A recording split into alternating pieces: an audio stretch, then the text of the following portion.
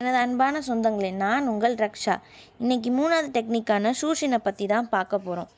ஒரு மாணவனோட மனநிலையிலேருந்து தான் நம்ம எல்லாத்தையும் அப்ரோச் பண்ணணும்.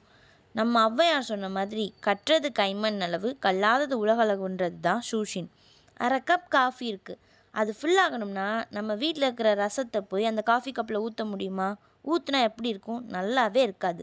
எந்த விஷயத்தையும் எம்டி கப் மனநிலை இருந்து தான் நம்ம அப்ரோச் பண்ணணும். ஜென் ஃபிலாசபி சொல்லுது. உலகத்தை சுற்றி வந்தால் பழம் தருவேன்னு நாரதர் சொல்லியிருப்பார். அதை அப்படியே ஃபாலோ பண்ண முருகனுக்கு பழம் கிடைக்கல.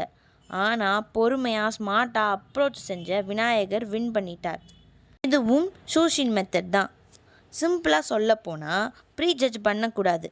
Just face every second in our life in new one. Face it and learn new things.